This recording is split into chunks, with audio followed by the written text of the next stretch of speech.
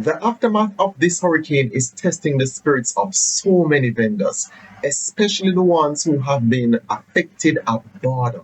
Now, border is a place where I would normally go to when you want to get that nice fried fish and bammy made from scratch. I mean, it's just a must-stop spot, especially on the south coast. Now, it's called border because it's on the border of Westmoreland and St. Elizabeth. However, it was destroyed beyond recognition. I was shocked when I saw the images of it, you know what I mean? And nonetheless, vendors still came out, after everything, just to try and pick up at the pieces. The most important gift we can give thanks is life, because once there is life, there is hope. After the interview at border, I'm going to show you this other community that's called Brighton. Now, it's inundated with water at the moment. It is so hard to get around or to even access. But in better days, this was a community that held one of the best off-road auto shows that I've ever been to, right? We had cars and vehicles driving through the mud and different obstacles, and it brought the community to life. And it's just hard now when you see what some of these places have been reduced to, and you don't even know when normalcy will reoccur. Now, as usual, I'm going to encourage all my viewers to please subscribe. It means a lot for small channels, especially channels that are constructive, because we don't get the push like, what other channels get through the algorithm, you know what I mean? Sometimes a lot of these platforms, like when you make a fool of yourself, so for those of us who really try to bring good quality content to you, these things mean a lot. Subscribing mean a lot, sharing mean a lot, commenting and liking, it means a lot for us, because your push is probably the only push that we're going to really and truly get. So, to those who have already subscribed, thank you so much. I try to read so many of your comments. And to those who have not subscribed as yet, please do. It's free of charge. It doesn't take anything out of you, you know what I mean? So please subscribe for more content like this, and so we can share the stuff. And people also want to get updates on what is happening in the aftermath of everything. You can go to our website, kareemsquest.com. I am putting out a lot of articles to help people to figure out, how they can help, what is happening, what does Jamaica look like with everything, after the hurricane. So tune into my website, kareemsquest.com. Now back to the vendors at border. Now I really have to give them a lot in terms of with their spirit, because they weren't looking any handouts. They were really ready to get back to work and to rebuild some of the things that have been destroyed. It's very important right now, because what happened, we need to come and make a start on our own. We can't just depend on the government alone. We need to come, because we are at the roadside, the country style, we end up in love the roadside stuff with the Fish and Bammy at bar. This is border with the Fish and Bammy. So we as our own coming together and try to build it back little by little until we can get fully support from other company or other people. But we need to make it start on our own. We have to make a start for ourselves so that others can come in and help us. I know about the community there where I live at Fostico, there is no house there. And my name is Ivy. Everybody know me as Miss Ivy at the border. I'm asking for help. Me of myself need help at my home, because I lost my house up. My brother lost the 2 houses. I lost all my appliances, all my furniture, everything is lost. I'm begging for help. If there anyone there who kind enough who can assist me, I could give them a number, they could contact me. I really, really need help. God bless you, and thank you, whoever will may come. God bless you. What's the number? My number is 876-808-6069, and also I can give them another contact number for my sister, 876-806-5217. You may not get us now because we don't have no electric, no water, nothing at all. We need help. We need help. I'm telling you, we need help, and I'm depending on you kind people out there who can support us. Please help us, and God will bless you more, and God will bless Jamaica more. This is Rory. My number is 1-876-770-3860. I would like to tell my mom, Vivitate in St. Thomas, and my sister, Kwesi and Nelson Reed, that I'm alive. Yes, but for me, I just windows and roof. But I will just want to help just start back so we can maintain ourselves back. You understand me? Okay. The most important gift we can give thanks is life, because once there is life, there is hope. And God said to trust in Him and believe in, and God will always make the way. God will always send somebody to help us. So we are dependent on who can help. Just be kind and just support us. We love you all, and we love Jamaican. As I'm said, we lost everything in first stick. We were right all over the circle there.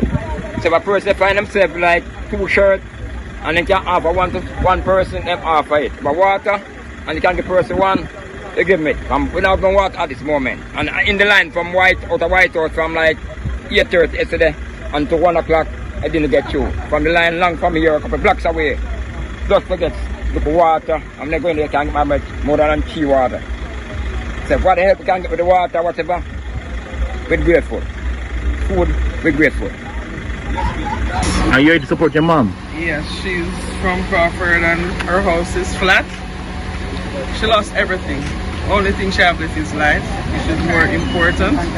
So I'm here to support my families at borders because my families are all out here. I'm from here.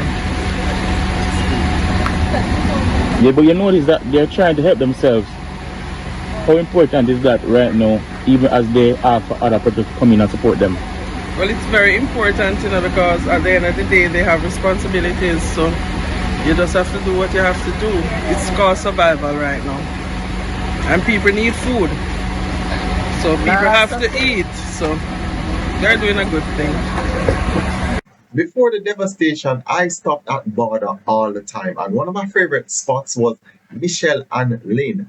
Now, they have been working together for years, and on this day that I actually visited them, it was Michelle and her daughter. Now, her daughter, I think, was doing some nursing course, but on her off days, she would come and help with her mother at the stall, and that was just the spirit of everybody, at this location. Everybody kind of come together and work together. Best fish and bammy in the whole world. Really? Yes.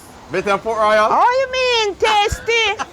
At the border of St. Elizabeth and Westmoreland is a lovely place called Scott Cove. It's where you can come and buy fried fish, steamed fish, bammy, festival, everything. So Steve will show him goods as well. Stay tuned. Kareems West. I'm with the lovely mother-daughter duo, Michelle and her daughter. What go on? Nothing. Good. How long have you been out here? Out here about 35 years. Yeah? And your daughter joined you at what point? About 6 years now. 6 years? How she manage the business? She look like she can take it over? Yeah. You can't take it, you ready to take it over when your time comes? So, did you take this on from like your mother or so? No, my grandmother. I used to do bammy, and then I start. After she get old, she can manage the bammy. I start to do fish. Okay, so she used to do bammy out here? No, she do the bammy and I sell it here. Okay. When did this spot start to really build up to this commercial zone? What it is? It was good. Always built. It's always. I can remember it from like about '88. But has it always been this way before that? Like, how long you think it was this way prior to '88? About 10 years now since it developed like this. Okay. But I know it's like from '88, looking like this, yeah. But I want to know, like, when probably did it start? Like, here start Always start. When I've been here, always good. Okay, so from the early '80s? Yeah. Okay then. And what is it that you specialize in? Fish. I just sell fish and drinks. And drinks? Yes. So the fishermen come up to you guys? Yeah, we buy the fish at White House. Okay. But they come to you too, right? No, we go to the beach and buy it. So how come I see some fishermen are bringing that is they catch like most lobster around there. Okay. And so you don't do lobster? No, we don't do lobster. Only the conch man who do the steam cook, sometimes he do lobster. Right, then, everybody do their own thing. Some sell fish, some sell bammy, some sell drinks, some sell shrimp, some sell soup. Yes. Everybody do their own little thing. Who come in and do their little thing. A little mixture. Yes. Who makes the bammies? She makes the bammy from start to finish. Yes? Yes. Okay, then what's her name? Lynn. This is her name on the stall right there. Oh, Lynn! Lynn, you have to come and say something, please. At some point, come and smile for everybody.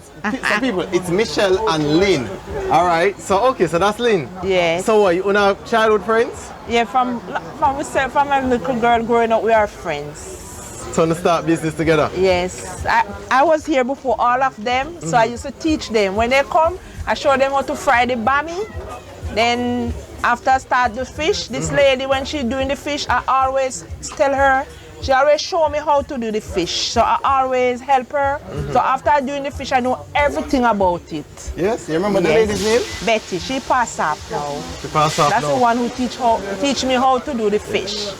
I'm not telling a lie though, right? Sometimes in the past, before I knew you guys, I did kind of feel a little bit intimidated when everybody used to bomb rush the vehicle. Yeah, that's a one time we never used to, but now everybody had a customer. Sometimes we do bomb run, we run out the car, you know. Yeah. But sometimes when the sale is good, we don't have to run.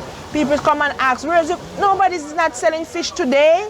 But sometimes like back to school time, the sale kind of slow, so you have to rush out there to get. But if once you have a plenty customers, they call, order, and come and pick it up. Okay then. Oh, Yeah. really? So them can call your order? Yeah. So give me your number, please. 431-1603. 431-1603. 1603. Michelle. Ask for Michelle or? Yes, Dill. So Dill, why you so quiet? Are you a business too, you know? Dill always shy. She's still going to school, you know. Really? Yes, Dill, so which she's school shy. you go? I'm Black River High School. Black River High School? Yes, but now I do nursing. Okay, you do nursing? Only on Sunday she mostly work. Like when she go to church, she come do it for herself. That she can learn the trade. Yes. If anything, she can come and do it. Of course. Yes. You get more come from here. I mean, this is a spot that seems to just attract a crowd. Everybody. Best fish and bammy in the whole world. Really? Yes. Better than Port Royal? Oh, you mean tasty? Best fish and bammy, always. Well, listen, I know that. Everybody from seas, everywhere come right here. Oh my God, this is so good. Yeah? Yeah. Well, listen, what I can do, I tell you, I tried the festival already. We're going to buy some fish from you and we're going to try it for ourselves, people.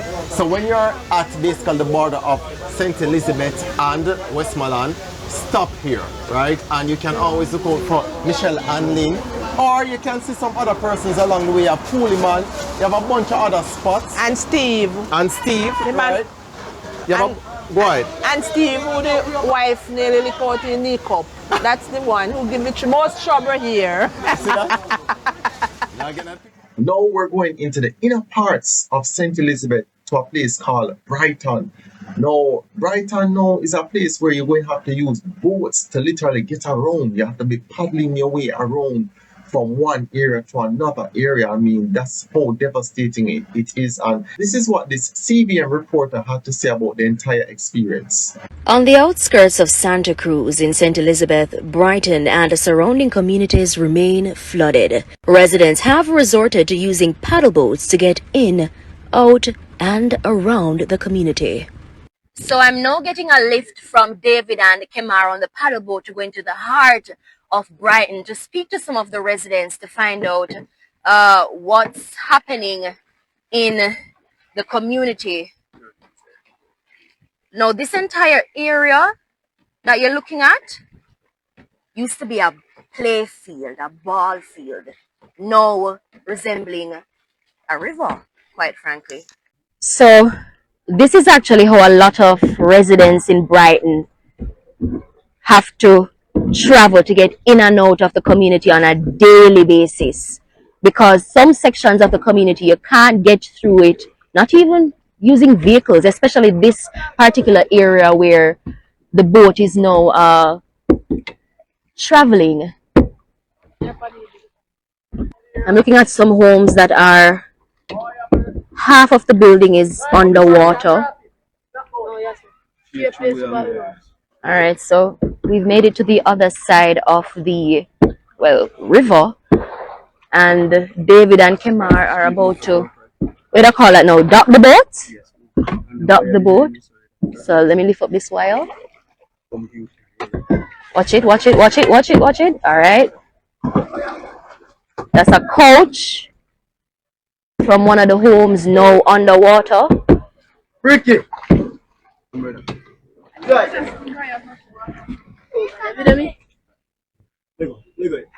Come down back here, sir. Come down back. Come down back here. Come down to me.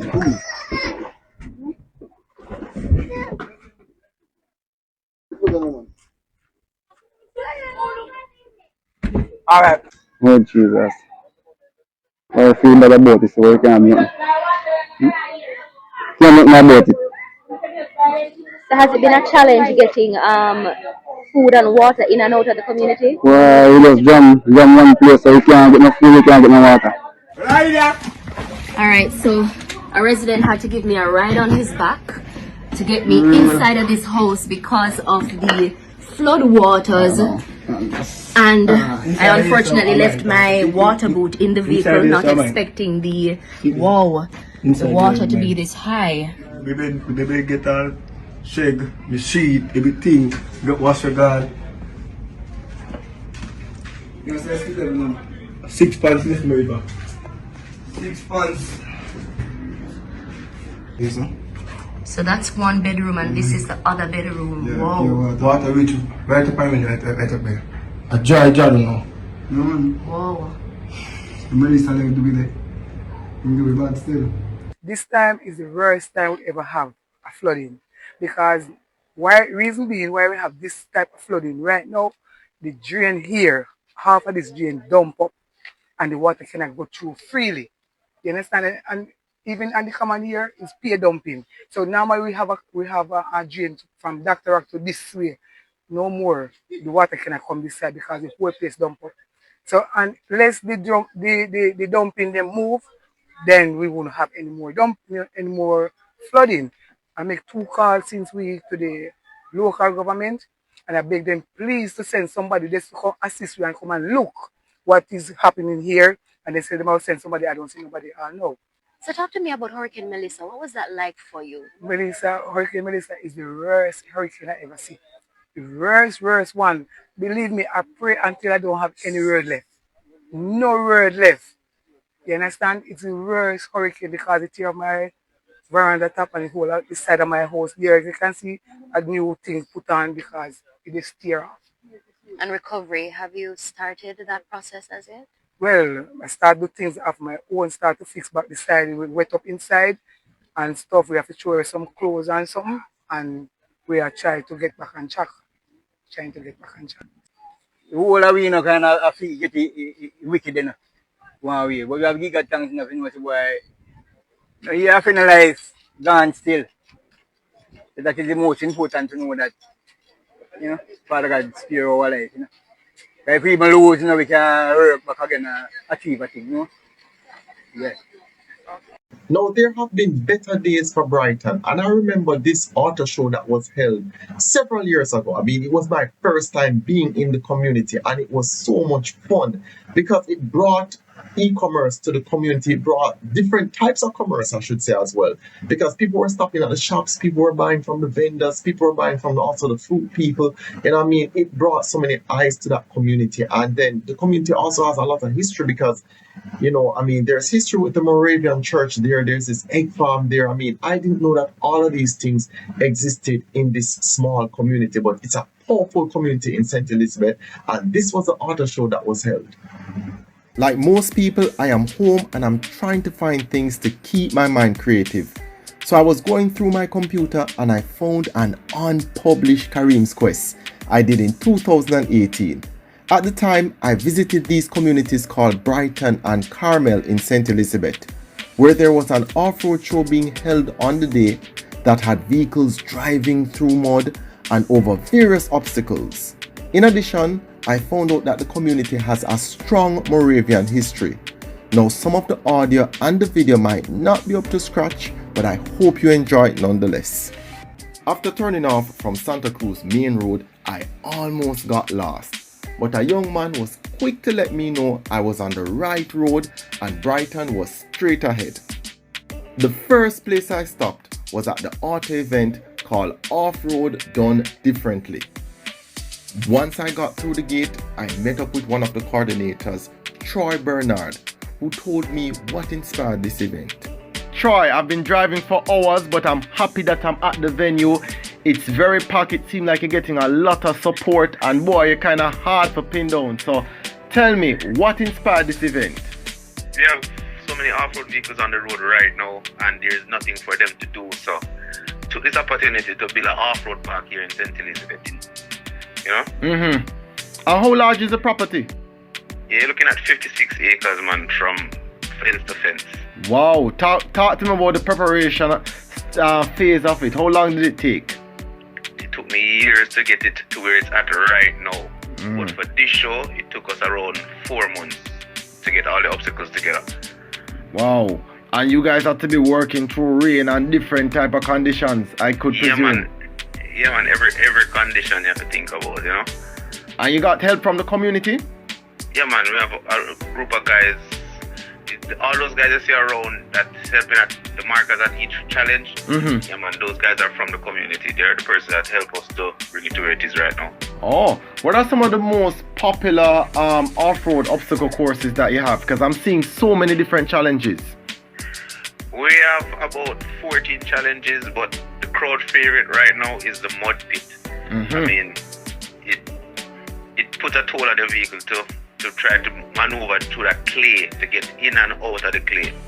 But there's a extra competition later that people love. This is called the tug and war. So where it's muscle against muscle, engine size, tire size. And I'm almost certain I see them doing some test runs, and it looked like Nigel tune up his vehicle for win. Well, Nigel vehicle is made for this. So every time we finish a challenge, Nigel will drive down and come and test it. And once Nigel vehicle can maneuver it, anything else can do it. So let me ask you, has a vehicle ever been stuck in the mud? Yeah, man, regular. That's why I have the tractors here to pull them out. Oh, and if somebody's going through that water obstacle course, what would you encourage them to do first to check first with their vehicle? Make sure your air cleaner is not low. Okay. Because once that engine sucks in water, you'll be in problem. So maybe next time you might have to have a record for some persons who don't adhere to that. Right, but it's an option, you know. You don't have to do it. But I mean, when you come here, the hype, the fun, you're going to try it. Yeah. So you just have to be prepared to, you know? Yeah. And do persons have to pay to enter the vehicles? Well, we have two classes. We have the professional class where people pay for that one, but there's beginner class. So if you come here and you get hyped up and you want to try it, you can go ahead and try it. But the professional class that you enter for, there's prizes at the end. So like China tire, tropical battery stuff, where they're giving away prizes at the end of this event. And I noticed that you're making it more family oriented, so people coming out with their kids and, you know, with their various family members. Right. And we noticed we have a section over here for the kids. We have a whole kiddies village with bounce about, slides, everything, just to keep the kids them in a more safe environment. So they will get on the track. Do you think that community-centered activities like these are sustainable in Jamaica? They are, but we need support. We need help from corporate Jamaica then, to say, because there's an event that I keep every summer. It's a race motorsport event where you have Doug Gore, Kyle Gregg, all those big names in motorsports. They come down here and they race on the track. But for the entrance, we did a little twist. Instead of paying money to come in, you'd give a book, a pencil, a car key, and then after I get everything together now, I walk through the community door to door and hand out back to the kids them to go back to school. Oh, that is nice. Wow, so the communities benefit from this then? Yes. And I also noticed that they're driving along the way, there were a lot of vendors and bars. This event now, it helps the community, it builds the community. So once you're coming in, you can stop and have a drink. You know, everybody's a friendly face, everybody's outside. True. Because they're not used to this amount of traffic in the community. So it creates a lot of business opportunities then.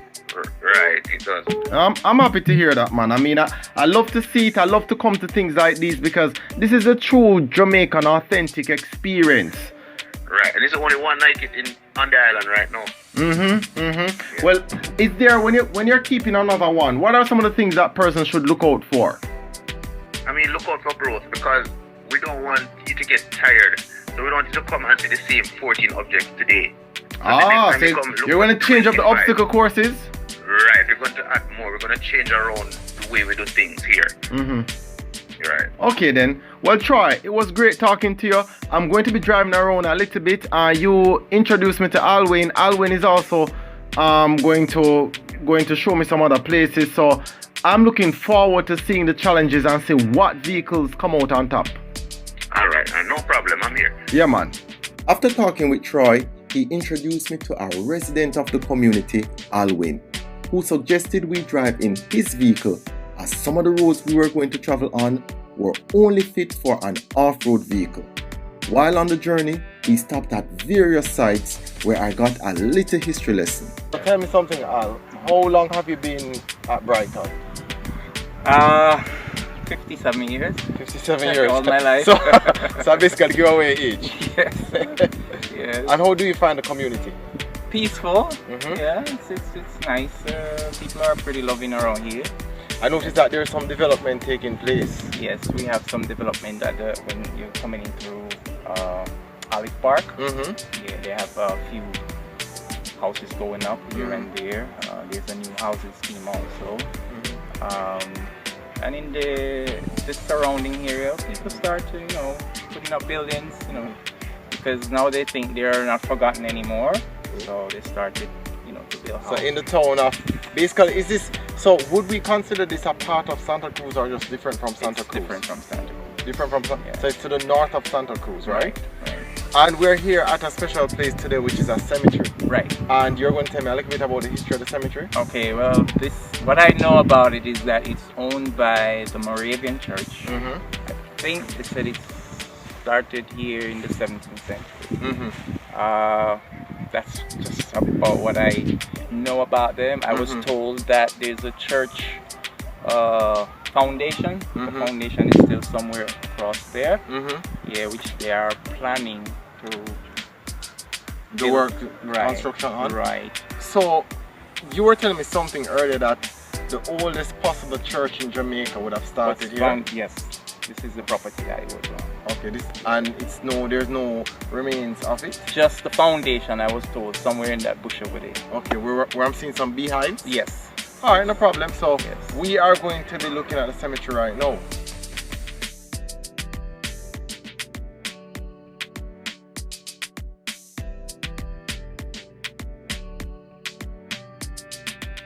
Dr. Scott, I've been driving around in your beautiful community for about an hour now, and everywhere I stop, people say, I need to come to you if I want to find out some more history about Carmel and Brighton. Is that true?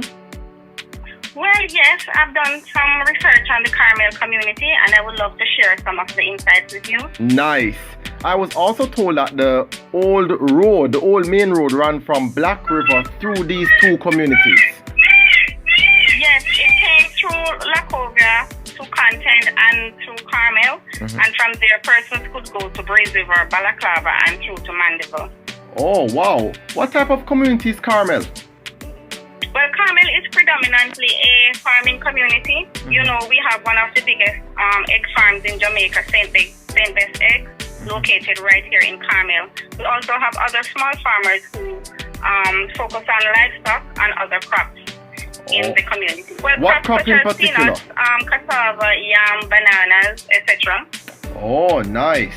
I was talking to somebody and I really wanted to verify this information because more than one persons were telling me that this was where Jamaica's first church was built. Well, not really Jamaica's first church, but the first Moravian chapel. Ah. In Carmel. Good. In 1756. 1756. Okay, good. You see, so it's good when you can get the right information because it's the first Moravian chapel, not Jamaica's first church. Exactly. All right, good. And did the Moravians stay in Carmel district or did they migrate to other parts of Jamaica? Well, they stayed between 1756 and 1823, after which they migrated to Fairfield in Manchester. Okay then. And what about the cemetery that I saw? I was at a cemetery and I noticed that there was a kind of corridor around it, a border around it, and a plaque with some information. Well, that's the oldest missionary cemetery in Jamaica. It's 264 years old, and 3 years ago we rehabilitated that cemetery with 29 missionary tombs that were rehabilitated, and also we have erected some storyboards. What are some of the stuff that you'd want to see being added to the community of Carmel? Well, I would like to see a monument erected with the names of the slaves that were that worked on that plantation and also who were buried there. I would also like to see an access road leading to the heritage site. Yes, that is true. You talk about the plantation. Are there any remnants of that plantation? I'm not sure. I know that sugar plantations were located at Elam and Braze River. So I guess if we should tour those communities, we may find remnants there. Oh, good. If someone was coming to Carmel for the first time, what would you want them to learn and where would you want them to visit? Oh, well, they'll definitely have to visit the Dunkley's Fish Place because they serve fish and bammy on Sunday mornings, which is a very unique cuisine.